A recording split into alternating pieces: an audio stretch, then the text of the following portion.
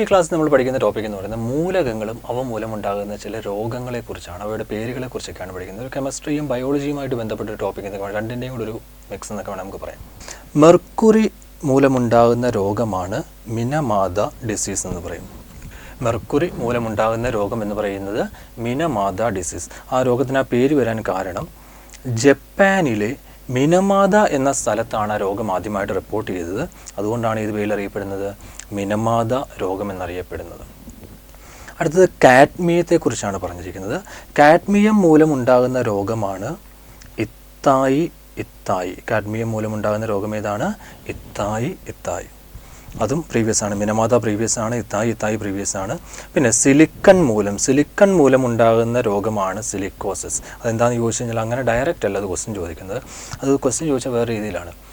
പാറമടകളിൽ ജോലി ചെയ്യുന്ന ആൾക്കാരിൽ കാണപ്പെടുന്ന രോഗം എന്നാണ് അത് ക്വസ്റ്റ്യൻ വന്നത്.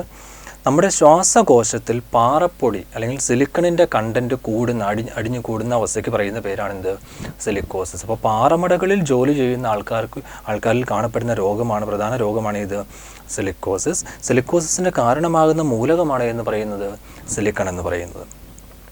അടുത്തത് ഫ്ലൂറിനാണ്. ഫ്ലൂറിൻ്റെ ആധിക്യമാണ് ഫ്ലൂറോസിസ് എന്നറിയപ്പെടുന്നത്. ഫ്ലൂറിൻ്റെ ആധിക്യം മൂലം ഉണ്ടാകുന്ന രോഗമാണ് ഫ്ലൂറോസിസ്. അപ്പോൾ പേര് വെച്ചിട്ട് നമുക്ക് ആ മൂലകങ്ങൾ ഓർത്താം. സിലിക്കോസിസ് സിലിക്കണാണ്, ഫ്ലൂറോസിസ് ഏതാണ്? ഫ്ലൂറിനാണ്. പിന്നെ വിൽസൺസ് രോഗത്തിന് കാരണം എന്ന് പറയുന്ന മൂലകമാണ് കോപ്പറാണ്. കോപ്പറിൻ്റെ അപര്യാപ്തതയാണ് എന്ത്? വിൽസൺസ് ഡിസീസ് എന്ന് പറയും. Wilson's disease. ചെമ്പ് മൂലമുണ്ടാകുന്ന രോഗമാണ് എന്ത്? ചെമ്പുമായിട്ട് ബന്ധപ്പെട്ട രോഗമാണ് വിൽസൺസ് രോഗം എന്ന് പറയും. അടുത്തത് പൊട്ടാസ്യമാണ് പറഞ്ഞിരിക്കുന്നത്. പൊട്ടാസ്യം മൂലമുണ്ടാകുന്ന രോഗമാണ് ഹൈപ്പർ കലേമിയ. ഇമ്പോർട്ടൻ്റ് ആണ്. പൊട്ടാസ്യം മൂലമുണ്ടാകുന്ന രോഗം എന്ന് പറയുന്നതാണ് ഹൈപ്പർ കലേമിയ. അപ്പോൾ അടുത്തത് ആസ്ബറ്റോസിനെ കുറിച്ചാണ്. മൂലകമല്ല, ഒരു കോമ്പൗണ്ട് എന്ന് പറയുന്നത് ആസ്ബറ്റോസ് മൂലമുണ്ടാകുന്ന രോഗമാണ് ആസ്ബറ്റോസിസ്. അപ്പോൾ നമ്മൾ പറഞ്ഞു silicon silicosis, fluorine fluorosis, asbestosis.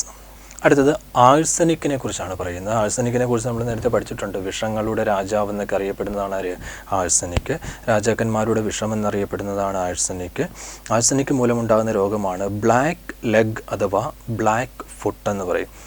അപ്പോൾ ബ്ലാക്ക് ഫുട്ട് രോഗത്തിന് കാരണമാകുന്ന മൂലകം എന്ന് പറയുന്നത് ഇതാണ് ആഴ്സനിക്കാണ്. അടുത്തത് അലൂമിനിയം. അൾഷിമേഴ്സിന് കാരണമാണ് അലൂമിനിയം എന്ന് പറയുന്നത്. അത് ഓർത്ത് വെച്ചോണം, ഇമ്പോർട്ടൻ്റ് ആണ്.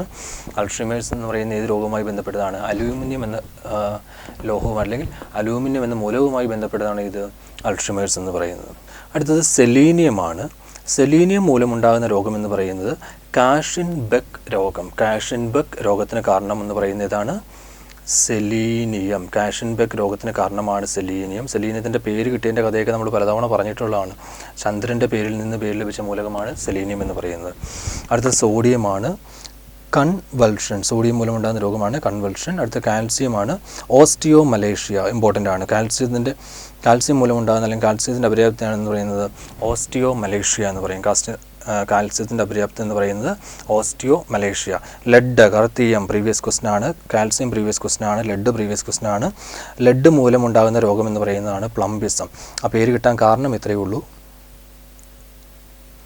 ലെഡിൻ്റെ ലാറ്റിൻ നാമം